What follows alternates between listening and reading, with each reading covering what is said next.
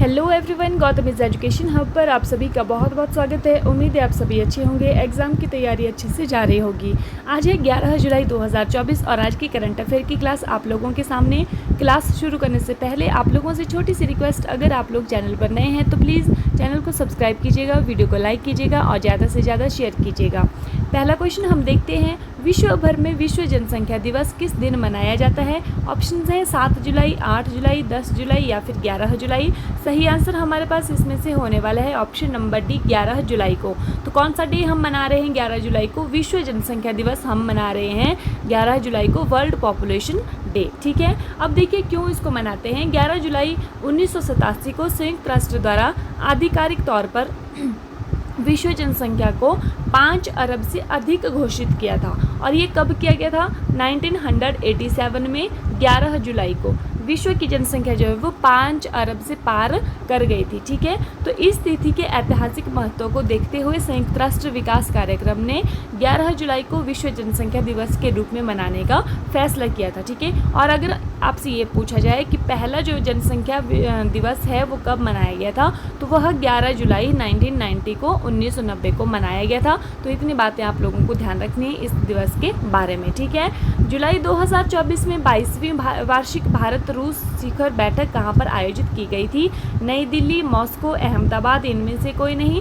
सही आंसर हमारे पास होने वाला है ऑप्शन नंबर बी, मॉस्को। और मॉस्को किसकी राजधानी है? ये है रूस की राजधानी। ठीक है, तो कौन सी? 22वीं वार्षिक भारत रूस शिखर बैठक, मतलब हर साल होती है और भारत रूस की शिखर बैठक है जो कि इस बार कहाँ पर? मॉस्को के अंदर की गई है। ठीक है, अब देखिए ये जो है वो लगातार तीसरी बार जो है वो प्रधानमंत्री की शपथ लेने वाले, रूस की यात्रा करने वाले मोदी की पहली विदेशी द्विपक्षीय यात्रा यह थी। ठीक है, प्रधानमंत्री मोदी, अब आप लोगों ने, हमने थोड़ी कुछ दिन के पहले पढ़ा था कि प्रधानमंत्री मोदी जब से शपथ ली है तीसरे कार्यकाल की, तो सबसे पहली जो यात्रा है वो कहाँ की थी? इटली की थी। क्यों?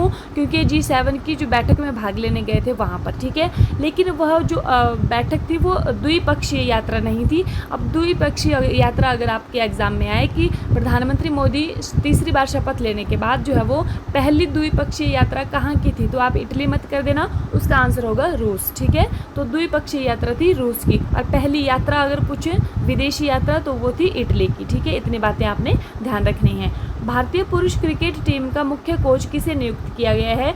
गौतम गंभीर, विराट कोहली, रोहित शर्मा या फिर इनमें से कोई नहीं। सही आंसर हमारे पास होने वाला है ऑप्शन नंबर ए, गौतम गंभीर को। ठीक है, तो अभी इनको जो है वो भारतीय पुरुष क्रिकेट टीम का मुख्य कोच नियुक्त किया गया है। ठीक है, अभी थोड़ा सा जान लेते हैं इसके बारे में। 31 दिसंबर 2027 तक जो है वो यह भारतीय टीम के मुख्य कोच बने रहेंगे। ठीक है, उनके कार्यकाल के दौरान देखिए भारत जो है 2026 में भारत और श्रीलंका की संयुक्त मेजबानी में होने वाले 10वें T20 विश्व कप और दक्षिण अफ्रीका, नामीबिया और जिम्बाब्वे की संयुक्त मेजबानी में 2027 ICC ODI विश्व कप में भाग लेगा। ठीक है, खेलेगा भारत।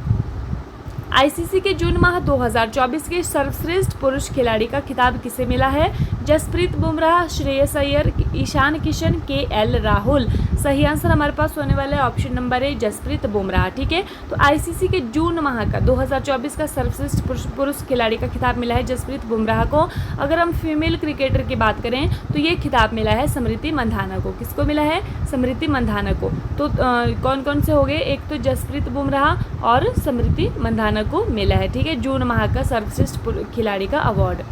2024 पेरिस ग्रीष्मकालीन ओलंपिक के लिए भारतीय दल के शेफ डिमिशन के रूप में किसे नियुक्त किया गया है? गगन नारंग, शरत कमल, मेरी कॉम, इनमें से कोई नहीं। सही आंसर हमारे पास होने वाला है ऑप्शन नंबर ए, गगन नारंग। ठीक है, अगर आप लोगों को ध्यान हो तो हमने कुछ समय पहले ये पढ़ा था कि पेरिस ओलंपिक के लिए भारतीय दल के शेफ डिमिशन के रूप में मैरी कॉम को चुना गया है। ठीक है, तो अभी क्या हुआ है कि मैरी कॉम की जगह पर जो है वो किसको चुना गया है? गगन नारंग को चुना गया है। तो इन्होंने जो है वो, ये गोल्ड मेडलिस्ट हैं गगन नारंग 2012 में, गोल्ड मेडलिस्ट नहीं है लेकिन मेडलिस्ट हैं। 2012 में ओलंपिक में इन्होंने कांस्य पदक जीता था। ठीक है, पिस्टल की स्पर्धा में। ठीक है, भारत और किस देश के बीच जैविक उत्पादों के लिए पारस्परिक मान्यता समझौता जुलाई 2024 में लागू हुआ? थाईलैंड, ताइवान, वियतनाम, इनमें से कोई नहीं। सही आंसर हमारे पास होने वाला है ऑप्शन नंबर बी, ताइवान में। ठीक है, जैविक उत्पादों के लिए पारस्परिक मान्यता समझौता जो है वो ताइवान के बीच में हुआ है, भारत और ताइवान में। इससे व्यापार को क्या मिलेगी, बढ़ोतरी होगी व्यापार में, और जैविक उत्पाद जो है वो भारत से कहाँ किए जाएंगे, एक्सपोर्ट किए जाएंगे, वो ताइवान को किए जाएंगे। ठीक है, अगर हम बात करें कि सबसे ज़्यादा जैविक उत्पाद जो हैं वो कहाँ पर उत्पन्न होते हैं, वो भारत के अंदर प्रोड्यूस किए जाते हैं। ठीक है, और सबसे ज़्यादा कौन से राज्य में, मध्य प्रदेश में किए जाते हैं। हाल ही में चर्चा में रहे सैन्य उपकरण जोरावर का संबंध किससे है? स्वदेशी हल्के टैंक, आत्मघाती ड्रोन, बुलेट प्रूफ वाहन, इनमें से कोई नहीं। सही आंसर हमारे पास होने वाला है ऑप्शन नंबर है स्वदेशी हल्के टैंक। ठीक है, नाम क्या है इसका, जोरावर। सैन्य उपकरण है ये जोरावर, तो ये स्वदेशी हल्के टैंक हैं ये। ठीक है, हाई एल्टीट्यूड पर काम करने के लिए जो है वो ये इनका जो निर्माण किया गया है, ये आपने ध्यान रखना है। ठीक है, नेक्स्ट हमारे पास आता है हाल ही में चर्चा में रही स्त्री पहल का संबंध किससे है? महिला और बाल विकास मंत्रालय, सामाजिक और अधिकारिता मंत्रालय, ग्रामीण विकास मंत्रालय, या फिर इनमें से कोई नहीं। सही आंसर हमारे पास होने वाला है ऑप्शन नंबर सी, ग्रामीण विकास मंत्रालय। ठीक है, पहल का नाम क्या है, स्त्री पहल है। ठीक है, तो देखिए दीनदयाल अंत्योदय राष्ट्रीय ग्रामीण आजीविका मिशन के तहत स्वयं सहायता समूह वाली महिलाओं को इलेक्ट्रिक साइकिल प्रदान की जाएगी। ठीक है, इससे क्या होगा, परिवहन में जो है वो सुविधा होगी, और दूसरा एनवायरनमेंट बचाव के लिए भी ये काम करने वाली है। हाल ही में प्रधानमंत्री मोदी को किस देश के सर्वोच्च नागरिक सम्मान Order of Saint Andrew the Apostle the First Call से सम्मानित किया गया है? यूएसए, रूस, जापान, इनमें से कोई नहीं।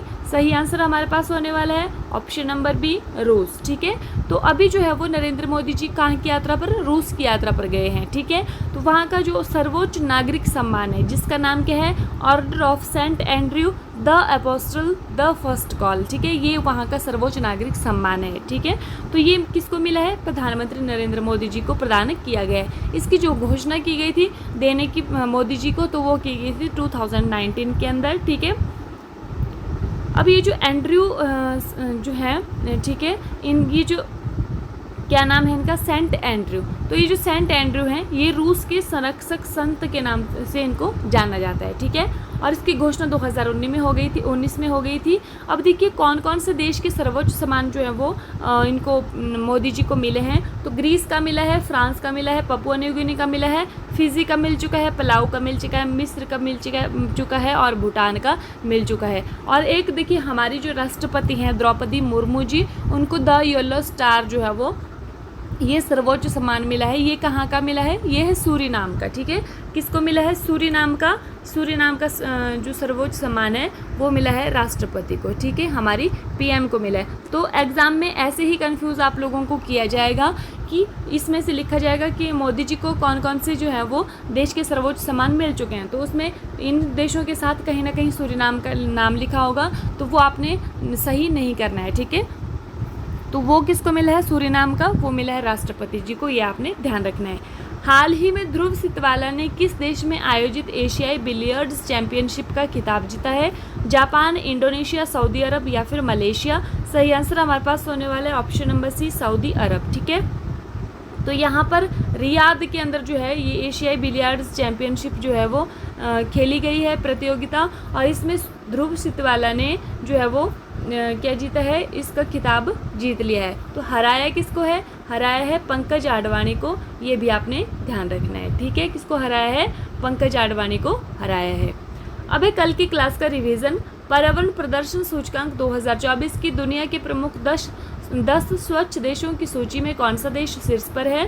तो शीर्ष पर कौन है, एस्टोनिया, दूसरे नंबर पर लग्जमबर्ग, तीसरे नंबर पर जर्मनी, और चौथे नंबर पर फिनलैंड। ठीक है, नाटो शिखर सम्मेलन 2024 कहाँ पर प्रारंभ होगा? तो ये कहाँ पर प्रारंभ होने वाला है, ये अमेरिका के अंदर प्रारंभ होने वाला है। और नाटो के अध्यक्ष कौन बने हैं, मार्क रूटे बने हैं, ये भी आपने ध्यान रखना है। ठीक है, हाल ही में आई WHO की एक रिपोर्ट के अनुसार दुनिया का सबसे प्रदूषित देश कौन सा है? तो वो है बांग्लादेश, दूसरे नंबर पर पाकिस्तान, तीसरे नंबर पर भारत, ये भी आपने ध्यान रखना है। केंद्रीय मंत्री पीयूष गोयल ने महिला उद्यमियों के लिए लाइसेंस शुल्क में कितने प्रतिशत तक की छूट दी है? तो कितने प्रतिशत तक की दी है, 80% तक की छूट दी है। हाल ही में विश्व बौद्धिक संपदा संगठन के अनुसार जनरेटिव AI पेटेंट दायर करने वाला दुनिया का शीर्ष देश कौन सा है? तो कौन सा है, ये है चीन। ठीक है, ये आपने ध्यान रखना है। हाल ही में सहकार से समृद्धि कार्यक्रम कहाँ पर आयोजित हुआ है? नई दिल्ली, गांधीनगर, भोपाल, इनमें से कोई नहीं। तो सही आंसर हमारे पास होने वाला है ऑप्शन नंबर बी, गांधीनगर में। हाल ही में 75वां राज्य स्तरीय वन महोत्सव कहाँ पर आयोजित हुआ है? तो ये जो 75वां राज्य स्तरीय वन महोत्सव है ये इम्फाल के अंदर मणिपुर की राजधानी में हुआ है। ठीक है। हाल ही में किस देश ने 2033 तक कक्षीय स्टेशन के लिए मंजूरी दी है? चीन, रूस, जापान या फिर भारत? तो इसकी जो मंजूरी है वो किसने दी है? रूस ने दी है, क्योंकि अभी तक ज्वाइंट यूएसए के साथ करता है। ठीक है। तो अभी इन्होंने कहा कि 2033 में हम अपना जो है वो रूम वहाँ पर बना देंगे स्पेस के अंदर। हाल ही में किस राज्य में स्थित अहोम मोइदम को यूनेस्को विश्व धरोहर सूची में शामिल करने की सिफारिश की है?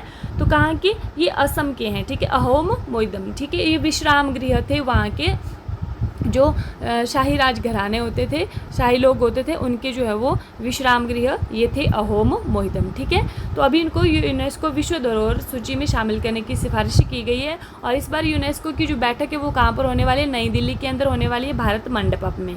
अपनी सेना को जाने विषय पर 3 दिवसीय कार्यक्रम कहाँ पर शुरू हुआ है? तो कहाँ पर हुआ है? ये हुआ है लेह के अंदर। ठीक है। इसी के साथ जो है वो आज की क्लास समाप्त होती है। ये व्हाट्सअप ग्रुप का लिंक है, आप लोग ज्वाइन हो सकते हैं। डेली पीडीएफ आप लोगों को वहाँ पर मिल जाएगा। ठीक है। और thank you and have a nice day. खुश रहिए, अपना ख्याल रखिए और अपनी तैयारी को मजबूत रखिए।